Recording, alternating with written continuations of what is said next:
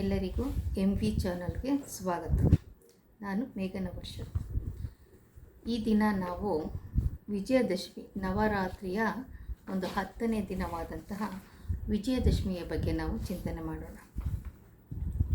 ವಿಜಯದಶಮಿಯ ಆಚರಣೆ ಏನಂತಂದರೆ, ಸಾಮಾನ್ಯವಾಗಿ ನೀವು ಎಲ್ಲ ತಿಳಿದುಕೊಂಡ ಹಾಗೆ ದೇವಿಯು ಮಹಿಷಾಸುರ ಮರ್ದನ ಮಾಡಿದಾಗ ಮಹಿಷಾಸುರನನ್ನು ಸಂಹಾರ ಮಾಡಿದ ಆಚರಣೆಯ ದಿನ, ಹಾಗೆ ಶ್ರೀರಾಮನು ರಾವಣನನ್ನು ಸಂಹಾರ ಮಾಡಿದ ದಿನ, ಹಾಗೆ ಈ ಪಾಂಡವರು ಅಜ್ಞಾತವಾಸವನ್ನು ಮುಗಿಸಿ ತಮ್ಮ ಶಸ್ತ್ರಗಳನ್ನು ಬನ್ನಿ ಮರದಿಂದ ತೆಗೆದುಕೊಂಡು ಪೂಜೆ ಮಾಡಿದ ದಿನದ ಆಚರಣೆ, ಅಂದರೆ ಶಸ್ತ್ರಗಳನ್ನು ತೆಗೆದುಕೊಂಡಂಥ ದಿನವೇ ಈ ಮೂರು ಒಂದು ಅಂಶಗಳ ದಿನವೇ ವಿಜಯದಶಮಿ ಆಗಿರುತ್ತೆ.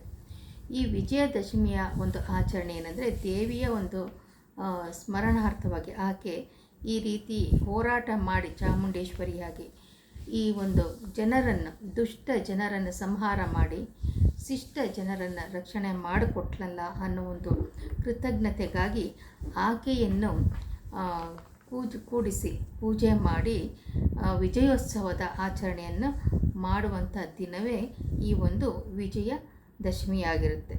ಈ ವಿಜಯದಶಮಿಯ ಆಚರಣೆಯಲ್ಲಿ ನಮಗೆ ಮುಖ್ಯವಾಗಿ 3 ಆಚರಣೆಗಳು ಕಂಡುಬರುತ್ತೆ.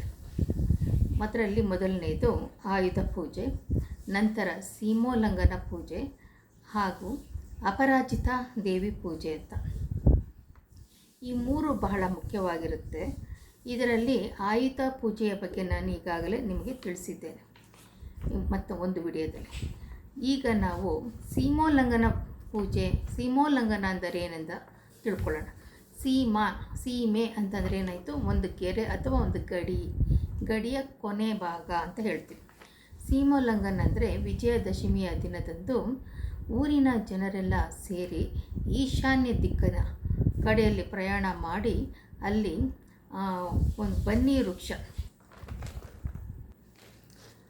ಮಂದಾರ ವೃಕ್ಷ, ಬನ್ನಿ ವೃಕ್ಷ ಮತ್ತು ಮಂದಾರ ವೃಕ್ಷ ಎಲ್ಲಿ ಇವರಿಗೂ ಸಿಗುತ್ತದೋ ಅಲ್ಲಿವರೆಗೂ ಹೋಗಿ ಆ ವೃಕ್ಷದ ಬಳಿಗೆ ಹೋಗಿ ಆ ವೃಕ್ಷದ ಬುಡದಲ್ಲಿ ಅಕ್ಕಿ ಹಾಗೂ ಈ ಅಡಿಕೆ ಮತ್ತು ಚಿನ್ನದ ನಾಣ್ಯಗಳನ್ನು ಇಟ್ಟು ಪೂಜೆ ಮಾಡಿ ಪ್ರದಕ್ಷಿಣ ನಮಸ್ಕಾರವನ್ನು ಮಾಡಿ ನಂತರ ಏನು ಮಾಡ್ತಾರೆ, ಅಲ್ಲಿನ ಒಂದು ಸ್ವಲ್ಪ ಮಣ್ಣನ್ನು, ಒಂದು ಬನ್ನಿ ವೃಕ್ಷ ಇರ್ಬೋದು ಅಥವಾ ಮಂದಾರ ವೃಕ್ಷ ಇರ್ಬೋದು, ಅದರ ಬುಡದಲ್ಲಿನ ಮಣ್ಣನ್ನು ತಗೊಂಡು ಮತ್ತು ಆ 2 ವೃಕ್ಷದ ಎಲೆಯನ್ನು ತೆಗೆದುಕೊಂಡು ಮನೆಗೆ ಬಂದು ತಮ್ಮ ಕುಲದೈವಕ್ಕೆ ಅರ್ಪಿಸಿ ತಮ್ಮ ಆಪ್ತರಿಗೆ, ಇಷ್ಟರಿಗೆ, ಬಂಧುಗಳಿಗೆ ಆ ಎಲೆಗಳನ್ನು ಕೊಡ್ತಾರೆ.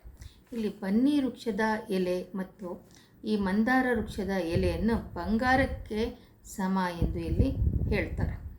ಈ ಬಂಗಾರದಂಥ ಸಮವಾದಂಥ ಈ ಒಂದು ವೃಕ್ಷದ ಎಲೆಗಳನ್ನು ತಮ್ಮ ಬೀರುವಿನಲ್ಲಿ ಹಣ ಇಡುವ ಜಾಗದಲ್ಲಿ ಇಟ್ಕೊಳ್ಳುವಂಥದ್ದು, ದೇವರ ಮನೆಯಲ್ಲಿ ಒಂದು ಡಬ್ಬಿಯಲ್ಲಿ ಹಾಕಿ ಇಟ್ಕೊಳ್ಳುವಂಥದ್ದು.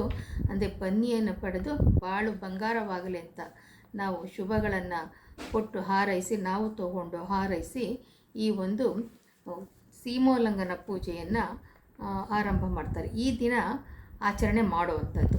ಈ ದಿನ ಮುಖ್ಯವಾಗಿ ಹಿರಿಯರು ಯಾವಾಗಲೂ ಕಿರಿಯರಿಗೆ ಬಹುಮಾನ ಕೊಡುವಂಥದ್ದನ್ನು ನಾವು ನೋಡಿರ್ತೀವಿ.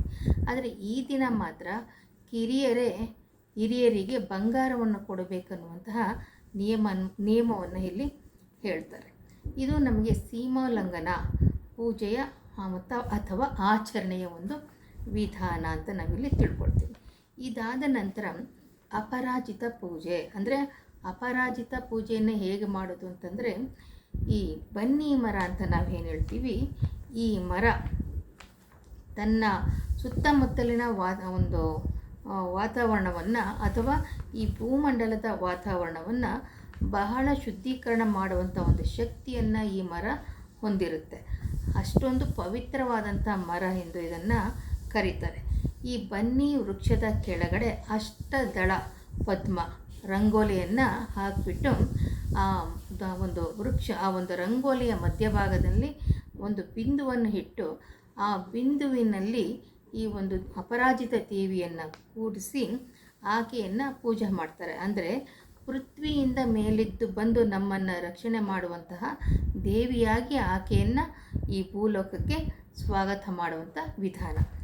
ಯಾರು ಸ್ವಾಗತ ಮಾಡ್ತಾರೆ ಅಂತಂದರೆ ಅಷ್ಟದಳಗಳಲ್ಲಿ ಅಷ್ಟಗಣ ದಿಕ್ಕಿನ ಒಂದು ಪಾಲಕರು ಏನಿರ್ತಾರೆ ಅವರು ಅಷ್ಟದಳದಲ್ಲೂ ಒಬ್ಬೊಬ್ಬರು ಕೂತ್ಕೊಂಡು ಅಪರಾಜಿತ ದೇವಿಯನ್ನು ಭೂಲೋಕಕ್ಕೆ ಸ್ವಾಗತ ಮಾಡುವಂಥದ್ದು ಅಂತ ಹೇಳ್ತೀವಿ. ಅಂದರೆ ಈಕೆಯ ಒಂದು ಅನುಗ್ರಹ ಅಂತ ನಾವೇನು ಹೇಳ್ತೀವಿ, ಈಕೆಯ ಒಂದು ಅನುಗ್ರಹ ನಮಗೆ ಬಹಳ ಮುಖ್ಯ ಅಂತ ಹೇಳ್ತೀವಿ. ಭೂಲೋಕದಲ್ಲಿ ಈಕೆಯನ್ನು ಆಹ್ವಾನಿಸಿ ಆಚರಣೆ ಮಾಡಿ ಈ ದೇವಿಯ ಒಂದು ಅನುಗ್ರಹವನ್ನು ಪಡೆಯಬೇಕೆಂದು ಆಕೆಯನ್ನು ಸ್ವಾಗತ ಮಾಡಿ ನಮ್ಮನ್ನು ಎಂದೆಂದಿಗೂ ಕೈ ಬಿಡದೆ ನೀನು ರಕ್ಷಣೆ ಮಾಡು ಎಂದು ಅಪರಾಜಿತ ದೇವಿಯನ್ನು ಈ ರೀತಿಯಾದಂತಹ ಬನ್ನಿ ವೃಕ್ಷದ ಕೆಳಗಡೆ ರಂಗೋಲಿಯನ್ನು ಬಿಟ್ಟು ಅಲ್ಲಿ ದೇವಿಯ ಮೂರ್ತಿಯನ್ನಿಟ್ಟು ಅಷ್ಟದಳ ಪದ್ಮದಲ್ಲಿ ಕೂಡಿಸಿ ಅಷ್ಟ ಪಾಲಕರ ಸಹಿತವಾಗಿ ನಾವು ಆಕೆಯನ್ನು ಸ್ವಾಗತಿಸಬೇಕೆನ್ನೋದು ಇಲ್ಲಿ ಭೂಲೋಕದಲ್ಲಿ ಮಾಡುವಂಥ ಇದೊಂದು ಅಪರಾಜಿತ ದೇವಿಯ ಒಂದು ಪೂಜೆ ಅಂತ ನಾವು ಹೇಳ್ತೀವಿ. ಇದರ ಜೊತೆಗೆ ಇನ್ನೂ ಮುಖ್ಯವಾಗಿ ಹೇಳೋದಿತ್ತು ಅಂದರೆ ಗೊಂಬೆಗಳನ್ನು ಕೂಡಿಸಿ ದಸರಾ ಹಬ್ಬವನ್ನು ಆಚರಿಸುವಂಥದ್ದು. ಮತ್ತು ಈ ಗೊಂಬೆಗಳಲ್ಲಿ ರಾಮಾಯಣ, ಮಹಾಭಾರತ, ಸಣ್ಣ ಸಣ್ಣ ಪುಟ್ಟ ಕಥೆಗಳ ಒಂದು ಸ್ಟೋರಿಯನ್ನು ಹೇಳುವ ರೀತಿಯಲ್ಲಿ ಗೊಂಬೆಗಳನ್ನು ಜೋಡಿಸಿ ಈ ಒಂದು ಪರಂಪರೆಯನ್ನು, ಧಾರ್ಮಿಕ ಪರಂಪರೆಯನ್ನು ಇಲ್ಲಿ ಆಚರಿಸ್ಕೊಂಡು ಬರುವಂಥದ್ದನ್ನು ನಾವು ನೋಡ್ತೀವಿ.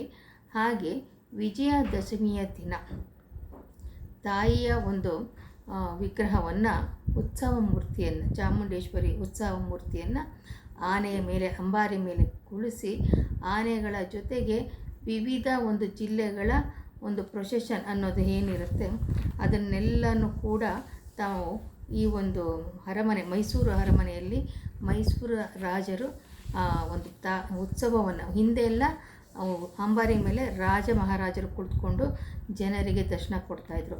ಈಗ ಆ ಸ್ಥಾನದಲ್ಲಿ ಚಾಮುಂಡೇಶ್ವರಿಯ ದೇವಿಯನ್ನು ಕುಣಿಸಿ ಆ ಒಂದು ತಾಯಿಯ ಒಂದು ದರ್ಶನವನ್ನು ಇಡೀ ಒಂದು ನಾಡಿನ ಒಂದು ಮುಖ್ಯವಾದ ದ್ವಾರಗಳಲ್ಲಿ ಈ ಒಂದು ಉತ್ಸವ ಮೂರ್ತಿಯನ್ನು ಕೊಂಡೊಯ್ತಾರೆ. ಇದೊಂಥರ ಒಳ್ಳೆಯ ರೀತಿಯಾದಂಥ ದೇವಿಯ ಆಶೀರ್ವಾದವನ್ನು ಪಡೆಯುವಂತಹ ಒಂದು ವಿಧಾನವಾಗಿರುತ್ತದೆ. ಇನ್ನು ಅನೇಕ ರೀತಿಯಾದಂತಹ ಒಂದು ಈ ಉತ್ಸವದ ವಿಜಯದಶಮಿ ದಿನ ಆಚರಣೆಗಳನ್ನು ನಮ್ಮ ಕರ್ನಾಟಕದಲ್ಲಿ ಮತ್ತು ಭಾರತ ದೇಶದಲ್ಲಿ ತಮ್ಮದೇ ಆದಂತಹ ಒಂದು ಬುಡಕಟ್ಟು ಅಥವಾ ಪ್ರಾಂತ್ಯಗಳ ಆಚರಣೆಗೆ ಮತ್ತು ಅಲ್ಲಿನ ಸಂಸ್ಕಾರ ಸಂಸ್ಕೃತಿಯ ಒಂದು ವಿಚಾರಗಳು ಏನಿರುತ್ತೋ ಅದಕ್ಕೆ ತಕ್ಕ ಹಾಗೆ ಆಚರಣೆ ಮಾಡ್ತಾರೆ. ಶೃಂಗೇರಿಯಲ್ಲಿ ಶಾರದಾ ದೇವಿಯನ್ನು ಒಂದು ಉತ್ಸವ ಮೂರ್ತಿಯಾಗಿ ಆಚರಣೆ ಮಾಡುವಂಥದ್ದು ಇದೆ. ಹೀಗೆ ಒಂದು ಕಡೆ, ಈ ಕಡೆ ನಮ್ಮ ಕಡೆ ಎಲ್ಲ ನಾವು ಚಾಮುಂಡೇಶ್ವರಿ ಉತ್ಸವ ಮಾಡಿದರೆ, ಆ ಕಡೆ ಮಂಗಳೂರು, ಶೃಂಗೇರಿ ಈ ಕಡೆ ಎಲ್ಲ ಶಾರದಾ ದೇವಿಯ ಮೂರ್ತಿಯನ್ನಿಟ್ಟು ಉತ್ಸವವನ್ನು ಮಾಡ್ತಾರೆ.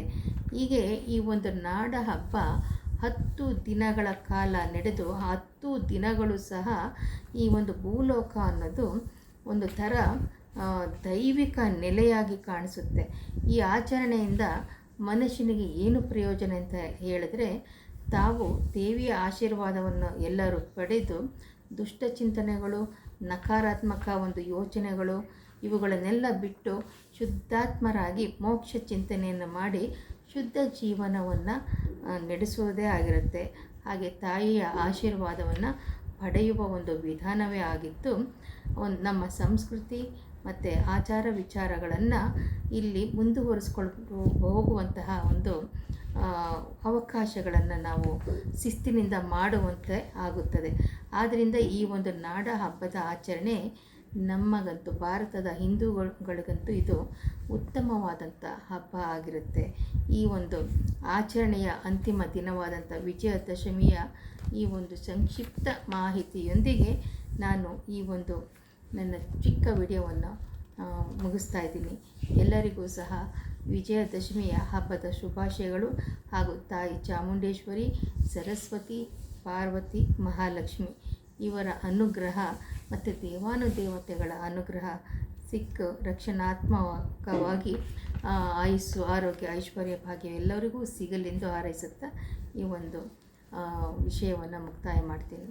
ಎಲ್ಲರಿಗೂ ನಮಸ್ಕಾರಗಳು.